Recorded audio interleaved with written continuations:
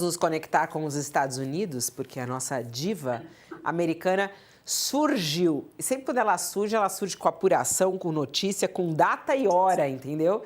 É o que ela vem aqui hoje falar, é data e hora, sei lá, hora eu não sei. Mas vem aí reunião do Marco Rubio com o nosso chanceler. Primeira reunião presencial. É isso, Mari? Boa tarde, seja bem-vinda ao nosso All News. Boa tarde, Fabiola, Josias, Sakamoto, a nossa audiência. Exatamente isso, Fabiola, é a primeira rodada de negociações aí presenciais, né, desde a inflexão da Casa Branca em relação ao Brasil. A primeira vez, então, que o chanceler Mauro Vieira vai se encontrar presencialmente com o secretário de Estado Marco Rubio para negociar tanto o tarifaço quanto as sanções, né, que foram impostas ao Brasil aí desde julho, o tarifaço de 50% aí atingindo cerca de 60% dos produtos que o Brasil exporta desde 6 de agosto. E essa conversa deve acontecer mesmo na quinta-feira, aqui em Washington, às 14h, Fabiola.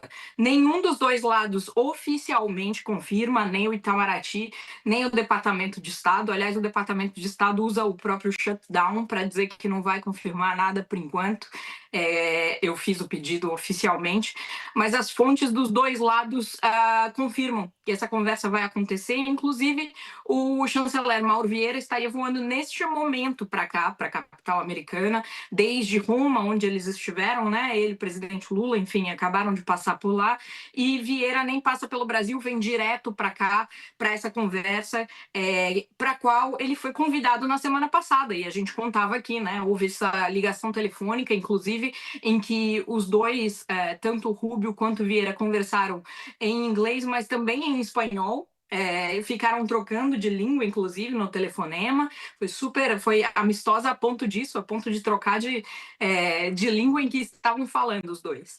E então eles vêm e com suas equipes terão essa primeira reunião agora na quinta tarde, inclusive uma reunião em que deve participar também, Fabiola, o embaixador Jameson Greer, que é o representante comercial dos Estados Unidos, USTR, na sigla em inglês, né, que comanda aí essa investigação da seção 301 por supostas práticas desleais de comércio do Brasil e que poderiam render novas tarifas. Mas nesse momento a expectativa, na verdade, é positiva. Finalmente os dois países vão negociar o tarifaço e, inclusive, do lado americano, eu ouvi esses últimos dias, Fabiola, que se o acordo for bom comercialmente, o assunto Jair Bolsonaro pode nem voltar à mesa, viu? Essa é a expectativa aqui em Washington. Ô Mari, pelo que você está contando, né, e a forma como as coisas estão andando, significa que está dando certo, né? Ou não? Tá, sim, tá. Significa que as coisas mudaram de uma maneira bastante expressiva aí nas últimas 3 semanas. Aliás, eu vou aproveitar até para chamar os nossos leitores, alguém que porventura não tenha visto aí uma matéria bastante especial que a gente publicou neste sábado, contando como é que isso aconteceu, na verdade. E quem é o artífice dessa inflexão que o presidente Donald Trump fez, que é esse embaixador dos Estados Unidos chamado Richard Grenell. Ele é conhecido como Rick aqui em Washington, e ele fez não uma, mas 4 reuniões tanto com o chanceler Mauro Vieira quanto com o assessor presidencial para relações internacionais Celso Amorim, para costurar uma mudança de postura dos Estados Unidos, que estava bastante tenso desde julho. Então, Rick Grenell, do dia 15 de setembro até o dia 24, conversou ao menos 4 vezes com altas autoridades brasileiras para costurar o abraço e para, depois do abraço, costurar o telefonema que os dois presidentes tiveram no dia 6 de outubro agora.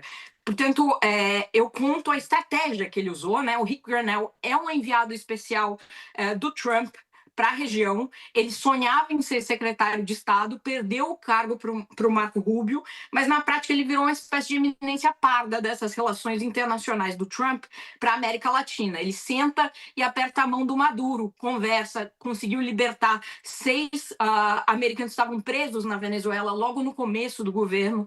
É um cara bastante pragmático, bastante realista e que não tem muitos pruridos de negociar com quem quer que seja, desde que ele esteja convencido de que os interesses americanos vão sair ganhando com isso. E foi um pouco nessa chave que ele resolveu tentar mudar as coisas para o Brasil.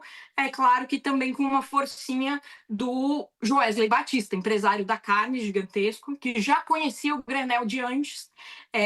Inclusive, na matéria eu trago um perfil do Grenell, que é uma figura extremamente interessante, é um leal militante do movimento Make America Great Again, super conservador e ao mesmo tempo gay assumido, foi parte da argumentação na Corte da Califórnia para que o casamento gay fosse legalizado lá em 2013. Quer dizer, é uma figura super interessante. Ele é tão discreto nas missões diplomáticas que até americanos, diplomatas aqui com quem eu conversei, chegaram a me dizer que se tratava de fake news, essas idas dele, essas reuniões durante a apuração, e ao mesmo tempo ele é um twitteiro contumaz, Fabiola, com quase 2 milhões de seguidores no Twitter, uma figura extraordinária de interessante, e acho que vale a leitura aí para quem não olhou. E é claro, esse movimento que a gente está vendo agora, com essa reunião na quinta-feira, tem tudo a ver com esse trabalho que ele fez e que eu estou descrevendo aí na reportagem. A reportagem é maravilhosa, inclusive o abre é muito bom do texto, né? Que ela diz: se quiser evitar guerras, você deve ser um filho da puta como secretário de Estado. Que é a frase dita por ele, né? Num podcast, inclusive. E aí ele fala, por filho da puta, descreve um negociador realista, desapegado a valores morais, pronto a apertar a mão, né, de qualquer um, como ela mesmo disse, né, e de atuar nesse misto de elegância e discrição que é tão importante para esse papel. Muito, muito interessante. Vale a pena essa reportagem. Até a Lu, acho que colocou aí a chamadinha, é o Wall Prime, homem de confiança de Trump, desatou crise diplomática com o Brasil. Vamos lá, vamos passar aqui para os nossos meninos, para também entender o que vai significar essa reunião, essa notícia quente aí que a Mari traz. Reunião entre Rubio e Mauro Vieira amanhã. Amanhã não, na quinta-feira, Josias. Essa reunião do Rubio com o Mauro Vieira consolida o processo de descarrilamento da articulação que o Eduardo Bolsonaro conduzia nos Estados Unidos, né? Você se lembra, Fabiola, que quando o Trump fez o aceno para o Lula na reunião da ONU, o Eduardo Bolsonaro correu às redes sociais e enxergou uma genialidade na movimentação do Trump. Lembrou que na véspera a mulher do Alexandre Moraes, a Viviane Barsi, tinha sido enquadrada na lei Magnitsky, e diz, o Trump fez exatamente o que ele sempre fez, elevou a atenção, aplicou ali uma pressão, em seguida ele se reposicionou. O Eduardo Bolsonaro insinuou que o Lula estaria sendo atraído para uma armadilha do Trump. Depois, quando o Trump telefonou para o Lula e mantiveram ali uma conversa absolutamente civilizada, sem nenhum tipo de artimanha, o Eduardo Bolsonaro foi às redes sociais para celebrar o fato de que o Donald Trump indicou como interlocutor da Casa Branca com as autoridades brasileiras o Marco Rubio. Aí ele soltou fogos, disse que isso nos ajuda, disse ele, foi um golaço, apostando que o viés ideológico do Marco Rubio envenenaria o diálogo, né? E agora estamos vendo que as coisas estão transcorrendo na contramão do que foi tramado pelo Eduardo Bolsonaro, né? E fica mal o deputado que já estava em posição desconfortável e fica bem o Brasil. Abre-se a perspectiva de que a negociação prossiga, de que ela se mantenha nos trilhos da negociação comercial, que não seja intoxicada pela política, como vinha sendo até aqui. O nome do Bolsonaro está à margem dessa discussão toda, né? E a genialidade que o Eduardo Bolsonaro havia enxergado na movimentação do Trump, se existe, não beneficia o Bolsonaro. Apenas ela realça a diferença, Fabiola, no caso do Eduardo Bolsonaro, a diferença entre a genialidade e a estupidez, né? A diferença é que a genialidade tem limites e a estupidez do Eduardo Bolsonaro parece não ter limites, né? E ele vai se enroscando. A cada novo movimento, ele vai se complicando. Agora é preciso ver o que ele vai dizer a partir desse agendamento da reunião entre o Marco Rubio, que foi precedida de um telefonema também muito civilizado do Marco Rubio para o Mauro Vieira. Aliás, os dois se conhecem de outros carnavais, né? Então, prossegue a negociação, o Mauro Vieira vai se fazer acompanhar das pessoas que acompanham a discussão sob o ponto de vista comercial, e o que se supõe, Fabiola, é que, a partir de agora, a coisa se encaminhe para um desfecho. Qual é o desfecho? É um encontro do Lula com o Trump, um encontro que, tendo como ponto central o interesse comercial dos dois países, que produza uma agenda positiva. Positiva para o Brasil, positiva também para os Estados Unidos. E para que isso seja definitivamente positivo, é preciso que a política seja deixada à margem. Parece que isso está acontecendo, Fabíola, para infelicidade do Eduardo Bolsonaro, que deve estar entrando em parafuso. Notícias do Eduardo Bolsonaro, como é que ele está reagindo a esse andar da carruagem entre a relação entre Brasil e Estados Unidos?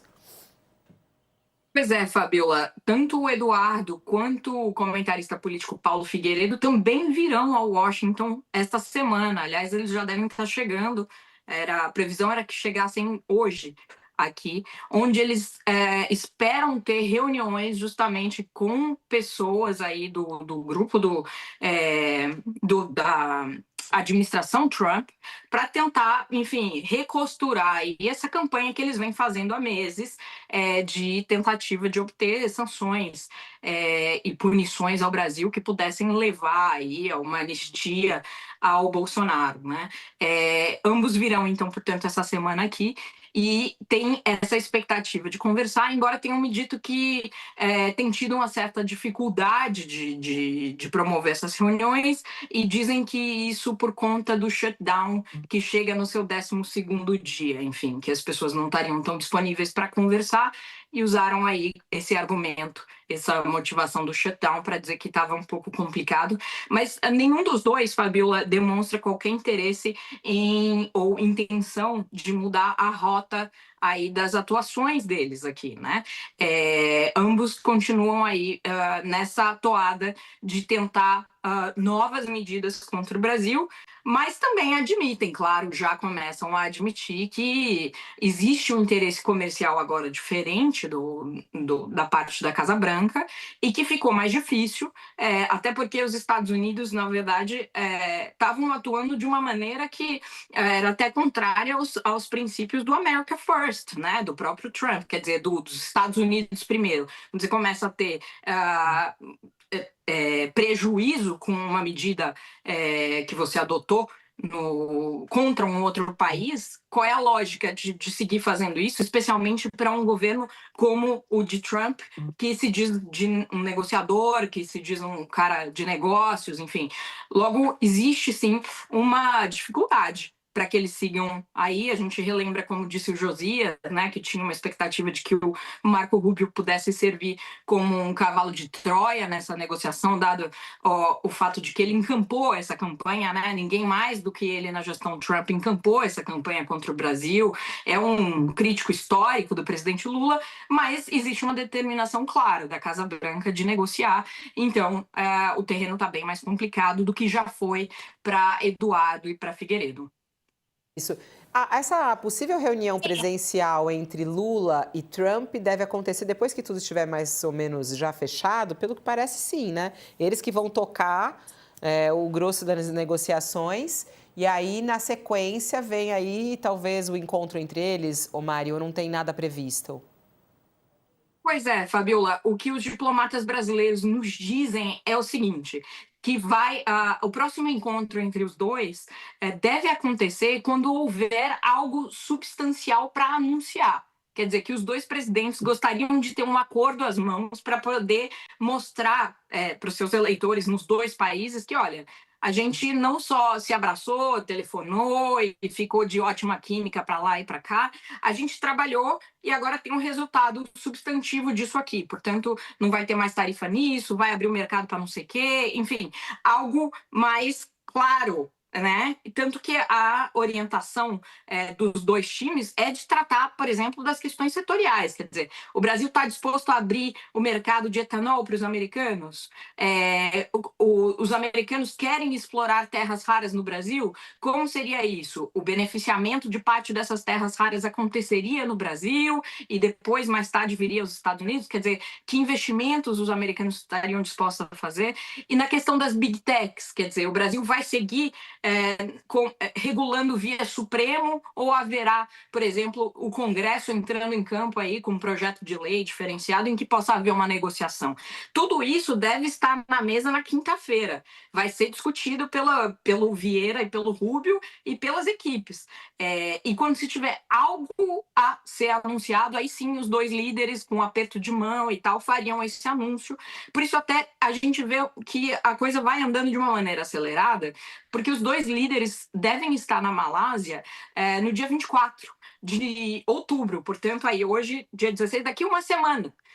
Portanto, o tempo é curto. Se eles quiserem fazer já um anúncio e se encontrarem presencialmente, terem uma bilateral, isso deve se... Caiu a Mari, caiu do nada. A Mari já apareceu nosso próximo entrevistado. Ele já apareceu na tela. Mari, deu um tilt aqui. Tilt. Vocês ouviram? Ouvi. É isso. Só para concluir, era isso, Fabiola. Sim, a expectativa é que haja algo a ser anunciado no próximo encontro entre os dois. Por isso, as diplomacias trabalhando aí nesse encontro que a gente vai ver em 2 dias. É isso. Mari, obrigada, querida, por estar aqui conosco mais uma vez, nossa diva americana maravilhosa. Até a próxima. Eu que agradeço. Um beijo para vocês.